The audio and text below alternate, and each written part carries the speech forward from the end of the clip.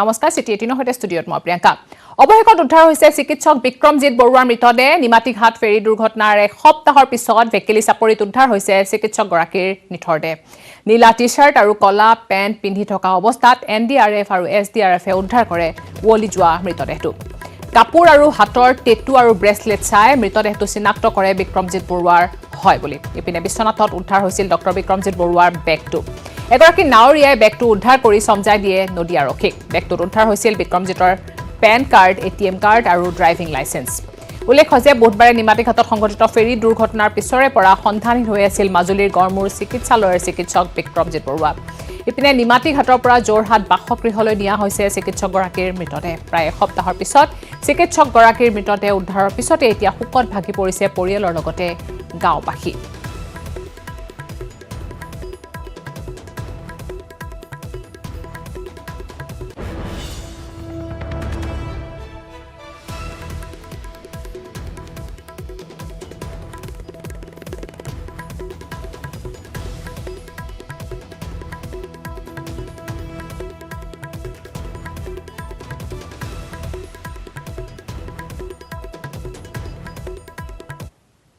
ইতিমধ্যে সন্ধানহীন চিকিৎসক ডক্টৰ বিক্ৰমজিৎ বৰুৱাৰ মৃতদেহ আহি নিমাতীঘাটত উপস্থিত হৈছেহি আমি দেখুৱাইছোঁ যে চিকিৎসকগৰাকীৰ মৃতদেহ সানি বৰ্তমান JMCHলৈ লৈ যোৱা হ'ব দণ্ডাধীশে পৰীক্ষা কৰিব ইতিমধ্যে পৰিয়ালৰ লোকসকলে নিশ্চিত কৰিছে যে মৃতদেহটো ডক্টৰ বিক্ৰমজিৎ বৰুৱাৰ হয় আৰু আমি দেখুৱাই গৈছোঁ কিছু বিচলিত কৰিব পৰা দৃশ্য হ'লেও অসম্পাদিত ৰূপত দৃশ্যসমূহ দেখুৱাবলৈ পাই আমি দুখিত যি স্থানত উদ্ধাৰ হৈছিলে তালৈ আমি গৈছিলোঁ নিমাতীঘাটৰ পৰা প্ৰায় 30-40 কিলোমিটাৰ নিলগৰ যি ভেকেলি চাপৰি সেই ভেকেলি চাপৰি পানীত উপঙি থকা অৱস্থাত উদ্ধাৰ হৈছিলে আৰু তেখেতৰ যি বন্ধু ঘনিষ্ঠ বন্ধু আহি ইতিমধ্যে তেওঁলোকৰ আত্মীয় লোকে ইতিমধ্যে নিশ্চিত কৰিছে যে মৃতদেহটো ডক্টৰ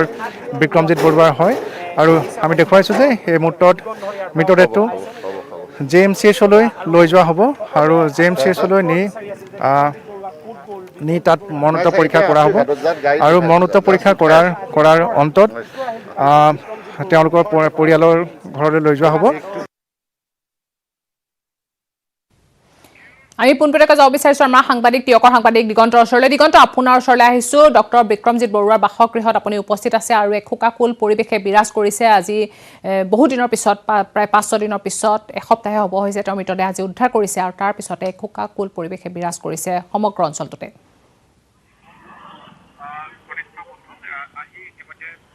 প্ৰিয়ংকা চাওক 7 দিনৰ অন্তত আচলতে যি নিমাতীঘাটৰ যি শোকাবহ নাও দুৰ্ঘটনা সেই নাও দুৰ্ঘটনাৰ যিটো আচলতে সকলো উদ্বিগ্নতা আৰু উৎকণ্ঠাৰে আছিল সেই দুখ খবৰটো কিন্তু আজি আহিল যিহেতু যোৰহাটবাসী সকলোৰে মৰমৰ সকলোৰে আদৰৰ এগৰাকী চিকিৎসক বিক্ৰমজিৎ বৰুৱাৰ আজি মৃতদেহ আজি উদ্ধাৰ হ'ল বৰলুইতৰ এটি চাপৰিত আহতগুৰি চাপৰিত উদ্ধাৰ হ'ল আৰু এই মুহূৰ্ততে ঘৰখনৰ যদি পৰিৱেশৰ কথা কওঁ এক শোকাকুল পৰিৱেশ আচলতে বিক্ৰমজিৎ বৰুৱাক পৰিয়ালৰ লোকই নহয় যে যোৰহাটৰ বিভিন্ন মহলৰ লগত বিক্ৰমজিৎ বৰুৱাৰ এটা সুকীয়া সম্পৰ্ক আছিল সামাজিকভাৱে যথেষ্ট তেখেতে সকলোৰে লগত মিলা প্ৰীতি আছিল আৰু যাৰ পৰিণতিত আচলতে আজি এইগৰাকী চিকিৎসকক হেৰুৱাই সকলো মৰ্মাহত হৈ পৰিছে মই আচলতে কিছুমান কথা ক'বলৈ পৰিস্থিতিত ক'ব নোৱাৰি কিন্তু বিক্ৰমজিৎ বৰুৱা কিন্তু সকলোৰে লগত আমাৰ লগতো কিন্তু খুব এটা সুসম্পৰ্ক আছিল সেই কথাটো মই অকণমান দাদা আপোনাৰ ওচৰলৈ আহিছোঁ যিহেতু কোনেও আশা নকৰা সেই খবৰটো আজি আহিল 7টা দিন আমি অত্যন্ত উদ্বিগ্নতাৰ মাজেৰে পাৰ কৰিলোঁ কি ক'ব বিক্ৰমজিৎক আপুনি খুব ওচৰৰ পৰা আপোনাৰ লগত এটা খুব ঘনিষ্ঠ সম্পৰ্ক আছিলে বিক্ৰমজিৎ তাৰ বেলেগ এটা আমাৰ মৰমত মতা নাম আমি চিংকু এতিয়া আজি মানুহটোৰ মৃত্যুটো এটা শাশ্বত প্ৰক্ৰিয়া কিন্তু মৃত্যুটো মানে অসহায় মৃত্যু হোৱাটো আমি কামনা কৰা নাছিলোঁ সকলো মানুহ মৰিব আমিও মৰিম কিন্তু তাৰ মৃত্যুটো যিটো অসহায় মৃত্যু তাৰ লগতে মাজুলীৰ ফেৰী দুৰ্ঘটনাত মাজুলীৰ ফেৰী দুৰ্ঘটনাত যিকেইজন ব্যক্তি মৃত্যুমুখত পৰিলে সকলোৱে তাৰমানে এটা অসহায় মৃত্যুৰ মুখত পৰা দেখিলোঁ যিটো আমি ওৰেটো জীৱন মনত ৰাখিব লাগিব আৰু তাৰ কাৰণে এতিয়া এই দুখৰ সময়ত বেলেগে কাক দোষ দিম কি কৰিম সেইটো এতিয়া ক'বলৈ নাযাওঁ কিন্তু এই নিমাতী মাজুলীৰ ফেৰী ব্যৱস্থাটোৰ গোটেই ব্যৱস্থাটোৰ কিন্তু পৰিৱৰ্তনটো আমি আশা কৰিছোঁ যাতে মানুহ আকৌ দ্বিতীয়বাৰ তেনেকুৱা এটা ঘটনা নহয় উদীয়মান ডেকা আমি তাক চিংকু বুলি মাতো লগতে সি এটা য়ং এনাৰ্জেটিক বহুত সম্ভাৱনাময় এটা যুৱক আছিলে ডাক্তৰ হিচাপে নহয় সি এটা মানুহ হিচাপেও সি এটা বহুত ভাল ল'ৰা আছিলে আজি তাৰ মাক দেউতাক পৰিয়ালবৰ্গ পত্নী ল'ৰা ছোৱালী সি এৰি থৈ এনেকৈ গুচি যাব লগা হোৱাটো আমাৰ কাৰণে যথেষ্ট দুখৰ কথা যথেষ্ট দুখ আমি যথেষ্ট মৰ্মাহত হৈছোঁ মই যিহেতু ইতিমধ্যে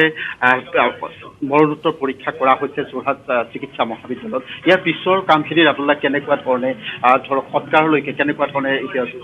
নাই বিভিন্ন ধৰণৰ অনুষ্ঠান প্ৰতিষ্ঠানবোৰ সময়গত হৈছে দল সংগঠনৰ পৰা আদি কৰি ওচৰ চুবুৰীয়া গাঁওবাসী সকলোবোৰ আমাৰ ইয়ালৈ আহিছে তেখেতসকলৰ নিজৰ নীতি নিয়মৰ মাজেদি কামটো কৰিব আৰু বাকীখিনি আৰু পৰিয়ালবৰ্গৰ লগত আলোচনা কৰি পিছৰ কামখিনি কৰি যাব বুলি আমি আশা ৰাখিছোঁ আপোনাৰ চিংকু মানে বিক্ৰম দা যে এগৰাকী সাঁতুৰিব খুব সুন্দৰভাৱে খেলিছিল সি সাঁতুৰিছিল তাৰ প্ৰতিভাৰ অন্ত নাই সি মানে অকল ডাক্তৰ হিচাপে নহয় সি এটা য়ং এনাৰ্জেটিক এটা যুৱক হিচাপে সি যথেষ্টখিনি জনপ্ৰিয় আছিলে সেই দৃষ্টিভংগীত সকলোৰ লগত জনপ্ৰিয় আছিলে মাজুলীবাসী যোৰহাটৰ সকলোৱে সকলো কথা জানে গতিকে বিক্ৰমৰ সেই মৃত্যুত আমি আৰু বেলেগ একো ক'বলৈ ভাষা নাই আজি মই আপোনাক এই মুহূৰ্তত আপোনাক এৰিছোঁ মই আচলতে বিশেষ ক'বলৈ আচলতে মই এই মুহূৰ্তত কি ক'ম ইতিমধ্যে পিতৃয়ে খুব অধীৰ আগ্ৰহেৰে নিজৰ মৰমৰ সন্তানলৈ আশাৰে বাট চাই আছিল আমি যেতিয়া আহিছিলোঁ পদূলি মুখৰ পৰা চাই আছিল আপুনি ভিজুৱেলছটো দেখিছে নিশ্চয় অত্যন্ত এটা দুৰ্ভাগ্যজনক ঘটনা সেই যিটো আচলতে যিটো পৰিৱেশ বা পৰিস্থিতি সেই পৰিস্থিতিটোৰ কথা আচলতে কিছুমান মুহূৰ্তত কিছুমান কথা ক'ব পৰা নাযায় প্ৰিয়ংকা আৰু যিহেতু আজি বিক্ৰমজিৎ বৰুৱাৰ মৃতদেহ উদ্ধাৰ হোৱাৰ লগে লগেই নিমাতীৰ যি আচলতে শোকাবহ দুৰ্ঘটনা যি দুৰ্ঘটনাই সমগ্ৰ দেশক আচলতে কঁপাই গৈছিল সেই দুৰ্ঘটনাত মৃতকৰ সংখ্যা আজি 3জনলৈ বৃদ্ধি পালে ইতিমধ্যে 90গৰাকী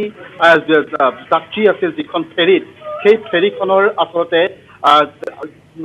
আজি 3গৰাকীৰ মৃতদেহ উদ্ধাৰ হ'ল এয়া পিতৃ অৱসৰপ্ৰাপ্ত এগৰাকী কাৰ্যবাহী অভিযন্তা গড়কাপ্তানি বিভাগৰ আচলতে খুব এই মুহূৰ্ত আৱেগিক এটা মুহূৰ্ত PHC আছিলে তেওঁ পাব্লিক হেল্থৰ এক্সিকিউটিভ ইঞ্জিনিয়াৰ আছিল এই মুহূৰ্তত এয়া দেখুৱাইছোঁ মই বিক্ৰমজিতৰ যি আচলতে ঘৰখন বৰিগাঁওস্থিত যোৰহাটৰ বৰিগাঁওস্থিত ঘৰখনৰ পৰিৱেশ দেখুৱাইছোঁ আৰু কিছু সময়ৰ পিছতেই বিক্ৰমজিতৰ মৃতদেহ ইয়ালৈ লৈ অহা হ'ব আৰু দ্বিতীয়তে কথা ইয়াৰ পিছতেই ইতিমধ্যে বিভিন্ন দল সংগঠন ইয়াত উপস্থিত হৈছে বিভিন্নজন আহিছে স্থানীয় লোকসকল আহিছে হয় কোনেও নভবা এটা দুখ লগা ঘটনা এটা সংঘটিত হৈছিল হয়তো কোনেও ভবা নাছিলে বিক্ৰমে ওলাই গৈছিল আৰু এনেকৈ ঘূৰি আহিব বুলি সঁচাকৈ দুখৰ ঘটনা আমাক পৰিৱেশ দেখুৱাই আছে আৰু কিমান সময় পিছত তেওঁৰ মৃতদেহ আহি পাব ঘৰত প্ৰিয়ংকা চাওক ইতিমধ্যে যিহেতু মৰণোত্তৰ পৰীক্ষা কৰি আছে আৰু কিছু সময়ৰ পিছতেই মৰণোত্তৰ পৰীক্ষাৰ যোৰহাট মেডিকেল কলেজৰ পৰা বিক্ৰমজিতৰ মৃতদেহ লৈ অহা হ'ব প্ৰথমে ডক্টৰ চিকিৎসক আৱাসলৈ লৈ যোৱা হ'ব তাৰ পিছতেই আচলতে নকৈ যি আচলতে ঘৰ কৰিছে তাতে দিয়া হ'ব তাতে তাৰপিছতেই তেওঁক তাতে শ্ৰদ্ধাঞ্জলি জনাব আৰু পৰৱৰ্তী তেওঁৰ যিখন আচলতে জন্ম ঘৰ সেই ঘৰখনলৈ লৈ অহা হ'ব আৰু লৈ অহাৰ পিছতে ইয়াতে অন্তিম বিদায় দিব সকলে হয় দিগন্ত আপুনি লাইনতে থাকক আপোনাক ধন্যবাদ জনাইছো আপোনাৰ সৈতে পুনৰ আমি যোগাযোগ কৰিম কিন্তু এই মুহূৰ্তত আমি যাব বিচাৰিছো আমাৰ যোৰহাটৰ সাংবাদিক গৌতম বৰা ওচৰলৈ গৌতম আপোনাৰ ওচৰলৈ আহিছো হয় হয় প্ৰিয়ংকা ইতিমধ্যে সন্ধানহীন হৈ থকা চিকিৎসক ডক্টৰ বিক্ৰমজিৎ বৰুৱাৰ ইতিমধ্যে JMCHত মৰণোত্তৰ পৰীক্ষা সম্পন্ন হৈছে আৰু মোৰ পিছফালে থকা যি কেজুৱেলিটি আকস্মিক চিকিৎসা বিভাগ যি আছিলে JMCHত তেখেত তাতে কেজুৱেলিটি অফিচাৰ হিচাপে দীৰ্ঘদিন ধৰি কৰ্মৰত হৈ আছিলে মাজুলীলৈ বদলি হোৱাৰ পূৰ্বে JMCHত এই কেজুৱেলিটিতে তেখেতে সেৱা আগবঢ়াইছিলে আৰু মৰণোত্তৰ পৰীক্ষা হৈ যোৱাৰ পিছত তেখেতৰ যিসকল সতীৰ্থ চিকিৎসক আছিলে সকলোৱে যিসকল চিকিৎসা কৰ্মী আছিলে JMCHৰ কেজুৱেলিটিৰ সন্মুখত তেখেতক শেষ শ্ৰদ্ধাঞ্জলি জ্ঞাপন কৰে তেখেতক অতি এগৰাকী জনপ্ৰিয়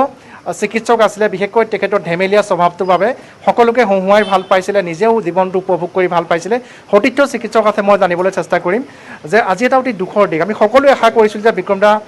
কোনোবা যি চাপৰি আছে তাত থাকিব তেনেধৰণে ধাৰণা কৰা হৈছিলে কিন্তু আজি প্ৰকৃত সত্যটো ওলালে যে তেখেত আমাৰ মাজলৈ জীৱিত অৱস্থাত ঘূৰি নাহিলে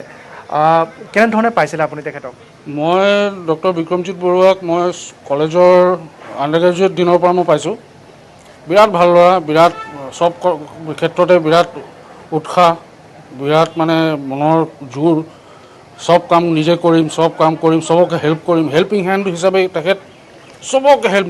মানে চবকে যোনে আহে তাকে হেল্প কৰে সৰু ডাঙৰ ধনী দুখীয়া কাকো নাচায় চবকে হেল্প কৰে তাৰ লগত এনেকুৱা এটা কাণ্ড হৈ যাব মই মানে সকলোৱে দুখ প্ৰকাশ কৰিছে প্ৰিয়ংকা কিয়নো যি হেল্পিং হেণ্ডৰ কথা কৈছে বিক্ৰমজিৎ বৰুৱা সেইকাৰণে অতিকৈ জনপ্ৰিয় আছিলে যে তেওঁ সকলোকে সহায় কৰিছিলে যোৰহাট আৰক্ষীয়ে কওক বা ঠিক সেইদৰে মাজুলী আৰক্ষীয়ে কওক মাজুলী প্ৰশাসন যোৰহাট জিলা প্ৰশাসন সকলোকে বিভিন্ন ক্ষেত্ৰত তেখেতে সহায়ৰ হাত আগবঢ়াইছিলে আৰু নিশা 12টা বজাত যদি ডক্টৰ বিক্ৰমজিৎ বৰুৱাক ফোন কৰা হয় কোনো প্ৰশাসনিক কামত বা আৰক্ষীয়ে যদি ফোন কৰে তেওঁ উঠি আহিছিলে তেনেধৰণে তেওঁ সহায় আগবঢ়াইছিলে কোনো একো প্ৰতিদান নিবিচৰাকৈ সেই সহায় আগবঢ়াইছিলে আৰু সেইবাবে ৰোগীসকলৰ মাজতে হওক বা তেওঁৰ বন্ধুসকলৰ মাজতে হওক বিভিন্ন বিষয়াসকলৰ মাজত তেখেত অতিকৈ জনপ্ৰিয় আছিল আৰু শেহতীয়াকৈ তেখেতক এনেধৰণে কোনো আশা কৰা নাছিল যে তেখেত তেনেধৰণে উভতি আহিব সকলোৱে কিঞ্চিত এটা আশা লৈ আছিলে যে তেখেতে যিহেতু সাঁতোৰ ভালদৰে জানিছিলে যে ক'ৰবাত উটি গৈ অৰ্ধচেতন অৱস্থাত চাপৰিসমূহত থাকিব পাৰে নেকি তেনে এক ধাৰণা হৈছিলে আৰু সেইবাবে যোৰহাট জিলা প্ৰশাসনে NDRF SDRFৰ জৰিয়তে কেইবাটাও চাপৰিত অভিযান চলাইছিলে চাপৰিসমূহ বিচাৰি চলাত কৰিছিলে আৰু অৱশেষত সেই নিবিচৰা খবৰটো আহিলে আজি যে দক্ষিণ মাজুলীৰ আহতগুৰি চাপৰিৰ সমীপত যেতিয়া এটা উপঙি থকা মৃতদেহ মাছমৰীয়াসকলে দেখা পায় তাৰপিছত যেতিয়া উদ্ধাৰকাৰী দল গৈ সেই মৃতদেহটো উদ্ধাৰ কৰে তাৰপিছত পৰিয়ালৰ লোকৰ সৈতে যোগাযোগ কৰা তেতিয়া নিশ্চিত হয় যে সেইটোৱে হৈছিলে সন্ধানী হৈ থকা ডক্টৰ বিক্ৰমজিৎ বৰুৱাৰ মৃতদেহ আৰু ইতিমধ্যে মৃতদেহ লৈ যোৱা হৈছে মৰণোত্তৰ পৰীক্ষাৰ পিছত তেওঁৰ বাসগৃহলৈ লৈ যোৱা হ'ব তাত সকলোৱে শ্ৰদ্ধাঞ্জলি জনোৱাৰ পিছত সেই কৃত্য সম্পন্ন কৰা হ'ব প্ৰিয়ংকা হয় গৌতম ধন্যবাদ জনাইছোঁ আপোনালোকে দেখিছে গৌতম আৰু তীয়কৰ দিগন্ত আমাক দেখাইছে সমগ্ৰ পৰিৱেশ আৰু যিসকলে বিক্ৰমজিৎ বৰুৱাক ওচৰৰ পৰা পাইছিলে তেওঁলোকে কৈছিল যে বিক্ৰমজিৎ বৰুৱাৰ স্বভাৱটো কেনেকুৱা হাঁহিমুখীয়া আছিলে হাঁহি আৰু হুহাই ভাল পাইছিলে গতিকে যিসকলে ওচৰৰ পৰা পাইছিলে অকল তেওঁলোকৰে নহয় হয়তো এই বাতৰি যিসকলে চাই আছে সকলোৰে চকু সেমেকি উঠিব হঠাতে এনেদৰে এটা প্ৰতিভা বা এজন লোক আঁতৰি যোৱাৰ সকলোৰে কল্পনা কৰিব নোৱাৰা এটা ঘটনা সংঘটিত হৈছিলে আৰু মৃতদেহ নোপোৱালৈকে এটা আশা হয়তো আছিল হয়তো তেওঁ ক'ৰবাত আছিল যিদৰে গৌতমে কৈছে কিন্তু আজি মৃতদেহ উদ্ধাৰৰ পিছত সমগ্ৰ অঞ্চলটোতে দেখিবলৈ পোৱা গৈছে শোকৰ ছাঁ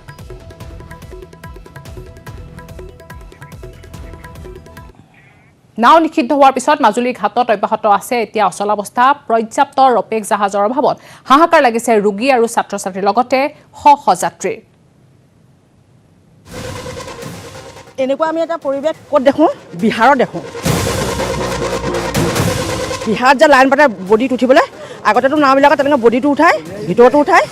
গাড়ীৰ মানুহ ওপৰত যিমান উঠে মানুহ ভিতৰত সিমান উঠে মাজুলীত হাহাকাৰ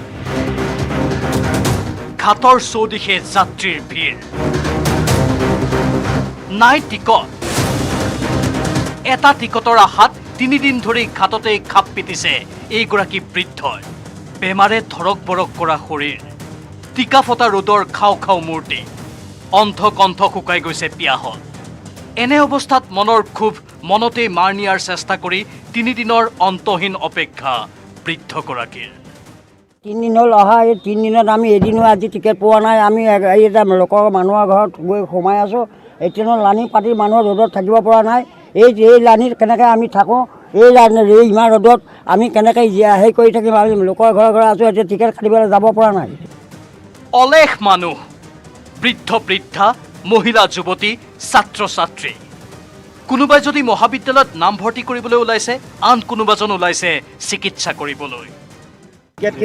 ডিগ্ৰী এডমিশ্যন কাইলৈ লাষ্ট ডেট আছে কোনোবাজন আহিছে পুৱা 3 বজাত কোনোবাজনে টিকট পাইছে আন কোনোবাই মনোৰথে অপেক্ষা কৰিছে ঘাটত পৰিণতিত ক্ষোভত ফাটি পৰিছে যাত্ৰী এনেকুৱা পৰিৱেশ আমি দেখা নাছিলোঁ জীৱনত এইটো বয়সলৈকে কিন্তু এইটো যে এতিয়া চকু মূৰ খালে ঘটনাটো হোৱাৰ কাৰণে কিন্তু এনেকুৱা আমি এটা পৰিৱেশ ক'ত দেখোঁ, বিহাৰত দেখোঁ। বিহাৰত যে লাইন পাতে বডিত উঠিবলৈ, আগতেতো নাওবিলাকত তেনেকৈ বডিটো উঠায়, ভিতৰতো উঠায়, গাড়ী মানুহ ওপৰত যিমান উঠে মানুহ ভিতৰত সিমান উঠে। সকলোকে সন্তুষ্ট কৰিব নোৱাৰিলেও পৰাখিনি কৰিছে আভ্যন্তৰীণ জল পৰিবহণৰ কৰ্মচাৰীয়ে। পূৰ্বে ঘৰতে শুই বহি কটোৱা বহুকেইজন কৰ্মচাৰী এতিয়া নিয়মিতভাৱে আহিছে ঘাটলৈ। তদাৰক কৰিছে কাম কাজ। বৃদ্ধা, ৰোগীয়া আৰু ছাত্ৰ ছাত্ৰীক পাৰে মানে সহায় কৰাৰ চেষ্টাও কৰিছে তেওঁলোকে। পেচেঞ্জাৰ 230 জন আছে, 30 জন আছে। তাৰমানে 230 জন নহ'লে যেন আমাৰ মানে কি এক্সামৰ কিছুমান ষ্টুডেণ্ট আছিলে আৰু পেচেণ্ট আছিলে কেইজনমান, সেইকেইজনক দিয়া হৈছে, চান্স দিয়া হৈছে। 2018 চনৰ 5 ছেপ্টেম্বৰত গুৱাহাটীত সংঘটিত নাও দুৰ্ঘটনাৰ পিছতেই সৃষ্টি হৈছিল অনুৰূপ পৰিস্থিতি। কিন্তু কেইদিনমান পিছতে সকলো পাহৰি অনিয়মকে নিয়ম কৰি লৈছিল আভ্যন্তৰীণ জল পৰিবহণ বিভাগে। এইবাৰ তাৰ পুনৰাবৃত্তি হোৱাৰ বিপৰীতে বিভাগে অধিক জাহাজৰ ব্যৱস্থা কৰি যাত্ৰীক সকাহ দিব বুলি আশা মাজুলীবাসীৰ।